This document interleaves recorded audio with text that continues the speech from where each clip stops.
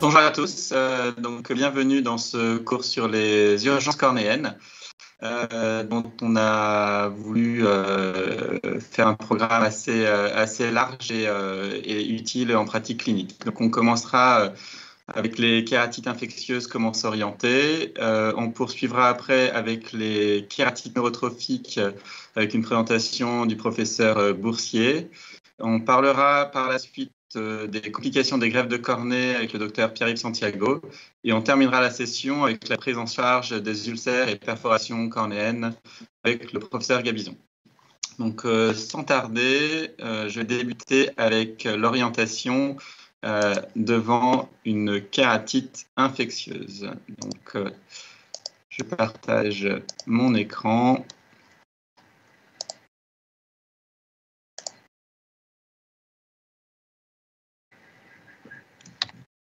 Tout d'abord, deux, trois petites notions épidémiologiques. Au niveau national, on observe entre 2010 et 2019, ça c'est des données de PMSI, donc d'hospitalisation, le séjour H163 d'abcès de cornée hospitalisé. Il est passé de 1922 séjours. Pardon ? Je vais ressortir.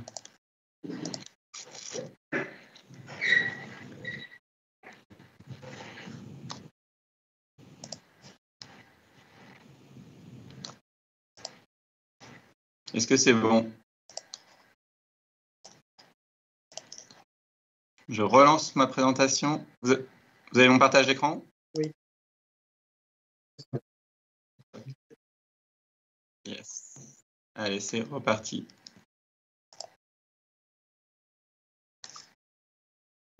Donc, s'orienter devant une kératite infectieuse. Quelques données épidémiologiques, une augmentation de l'incidence des kératites hospitalisées avec un séjour pour abcès de cornée.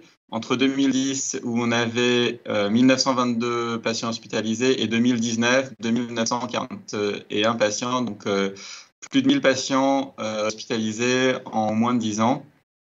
Avec, comme vous pouvez le voir, des conséquences qui sont parfois qui vont jusqu'à la greffe de cornée, voire à l'éviscération, donc des pathologies qui sont souvent graves avec des conséquences en termes de malvoyance.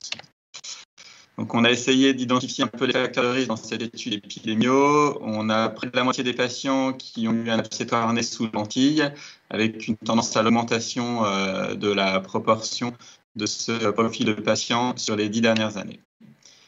Alors, plus spécifiquement sur Montpellier, sur une étude entre 2010 et 2019 sur près de 900 patients, la majorité des infections survenaient à cause de bactéries, mais on avait quand même de plus en plus d'infections à champignons et à amibes. Et on a un taux de positivité de nos prélèvements qui est d'environ 60%, à peu près conforme à la littérature.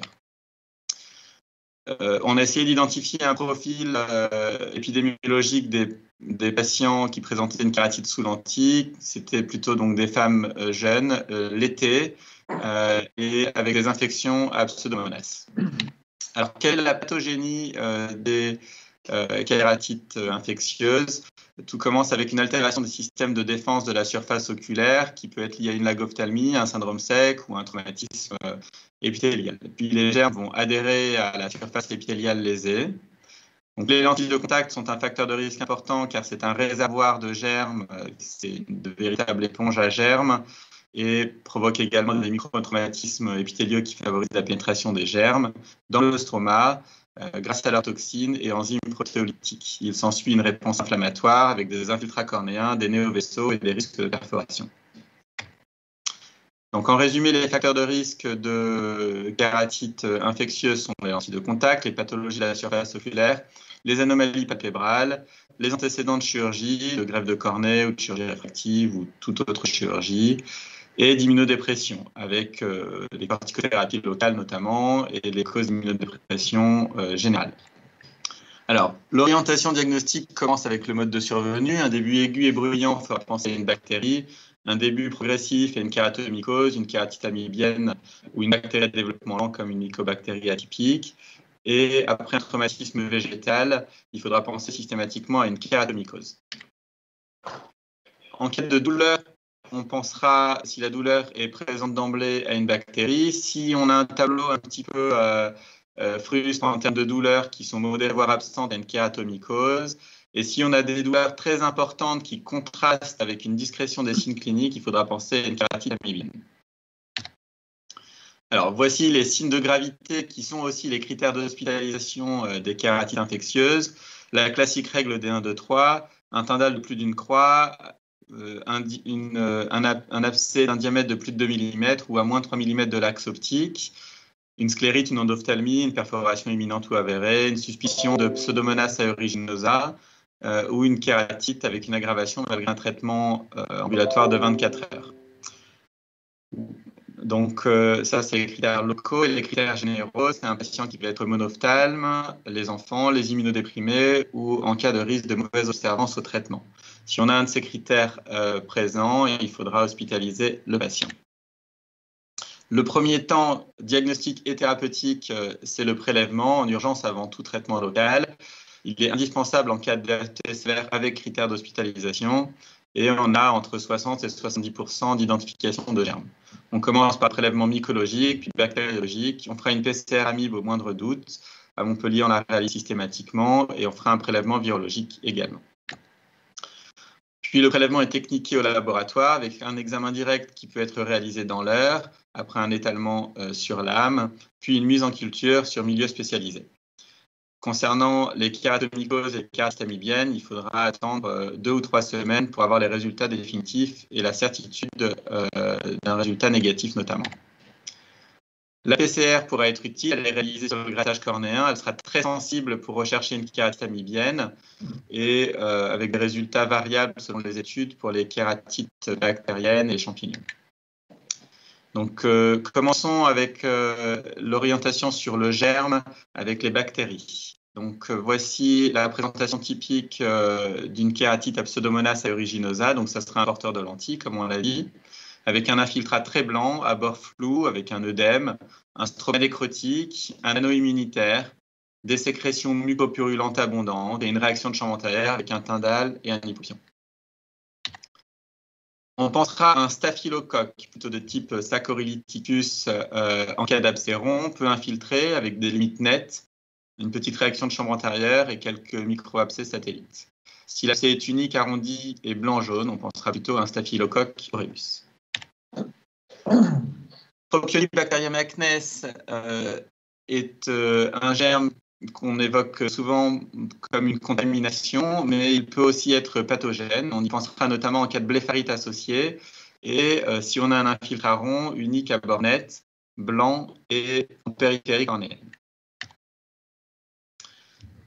Un abcès à Moraxella sera évoqué en cas d'abcès à bord flou, blanc, multifocal, avec un hypopion et un anneau immunitaire.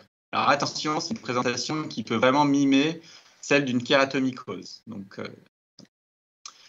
alors, voici la proposition de traitement des abcès bactériens.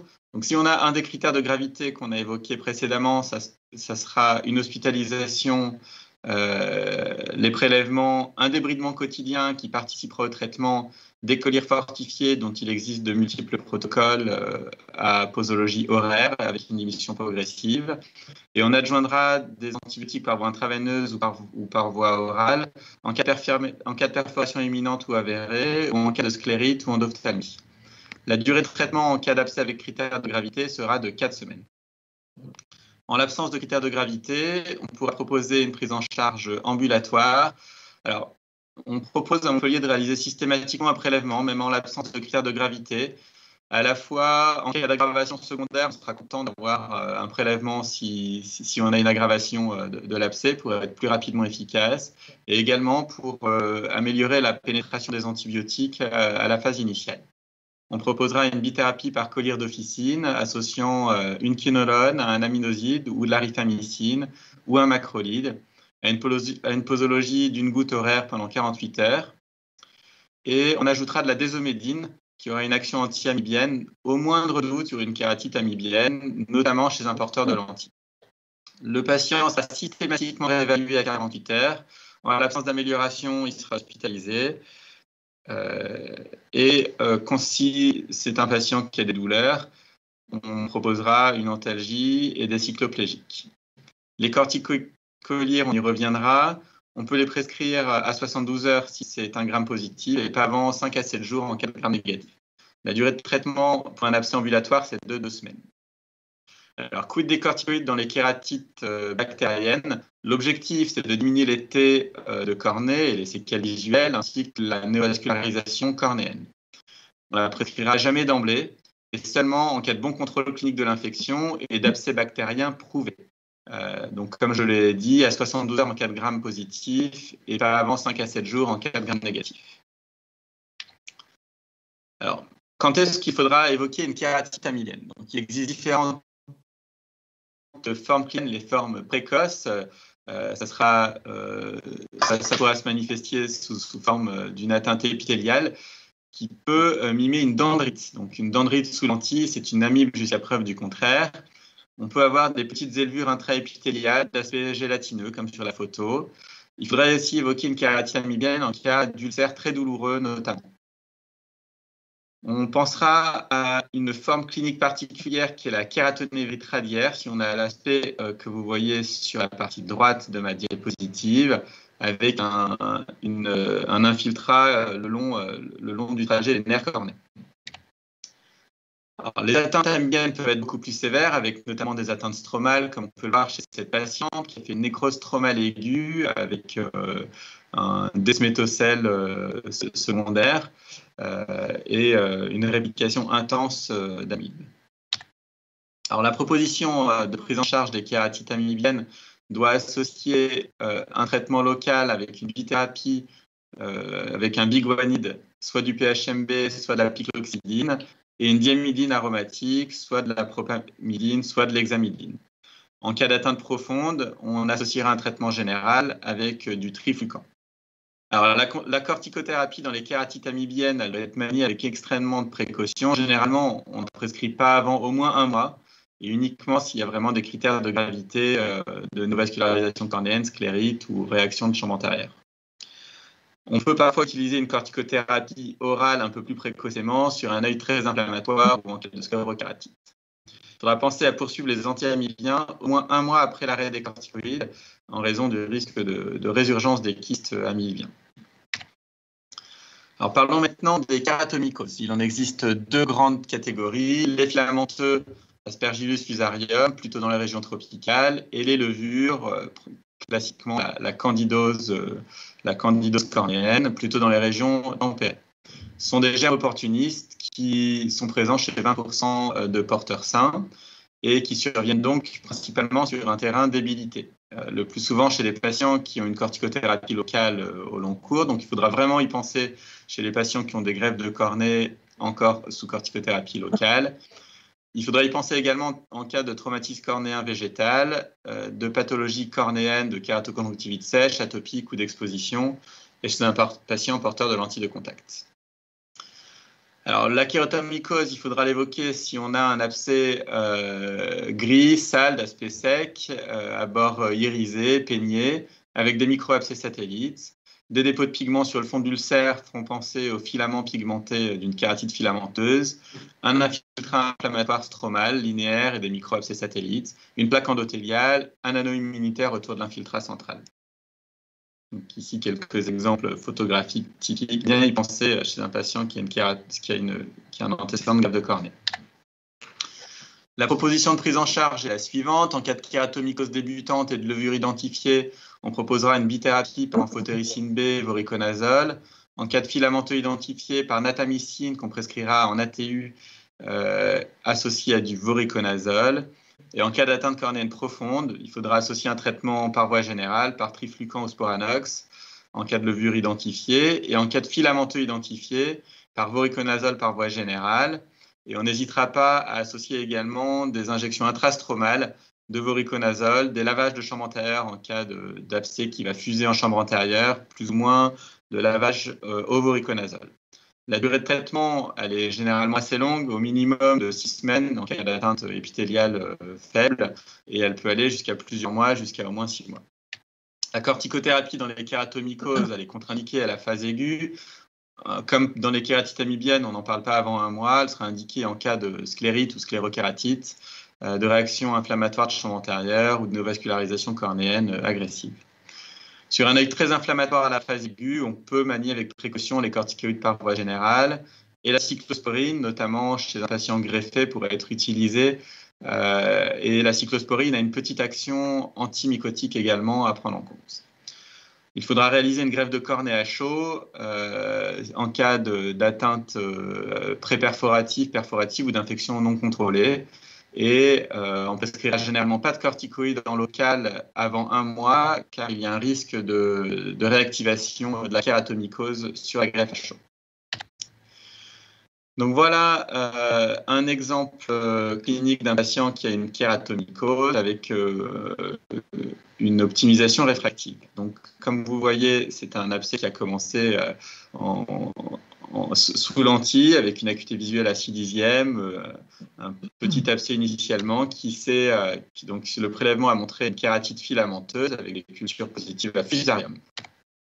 Donc, malgré une bithérapie par voriconazole, natamycine et traitement par voie générale par VFN et intrastromal, on a eu une infection qui a été très sévère et non contrôlée, avec au final une perforation cornéenne. Donc, on a réalisé une greffe à chaud en urgence chez ce patient. Comme vous pouvez le voir, elle était légèrement décentrée pour être sûr de bien passer en marge saine et d'éviter le risque de réactivation mycotique. Le patient, après sa greffe et l'ablation des points, a développé une cataracte. Il avait 2/10 d'acuité visuelle, donc on l'a opéré de sa cataracte. Il a récupéré 9/10 avec un astigmatisme de -5 à 180. Et donc voici sa topographie avec la greffe de cornée, avec un méridien cambré relativement régulier à 100 degrés. On lui a proposé une implantation piggyback torique en plus de son implant monofocal de greffe. Voici, je vous présente ici les principales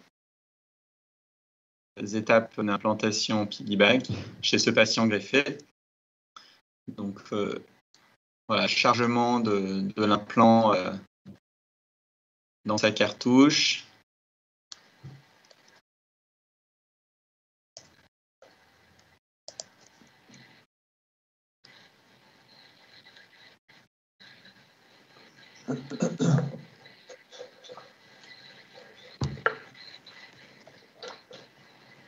Donc on utilisait ici un système de repérage de l'astigmatisme par les vaisseaux conjonctivaux qui permet de bien positionner l'implant dans le bon axe.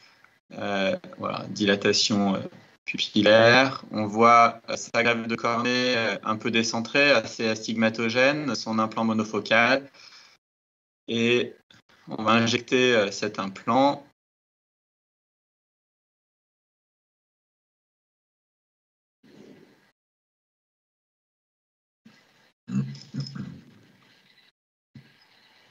Voilà, qu'on va positionner dans l'axe ici à 87 degrés, laver le produit viscoélastique.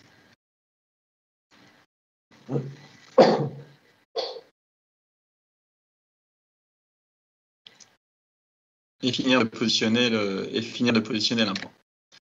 Voilà, c'est un exemple d'un patient voilà, qui, pour le coup, après une kératomycose avec une perforation, une greffe de cornée à chaud, une cataracte, s'en sort avec 10/10.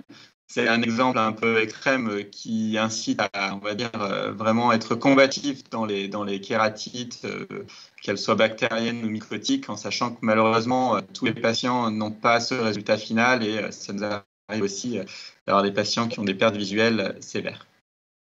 Donc voilà pour les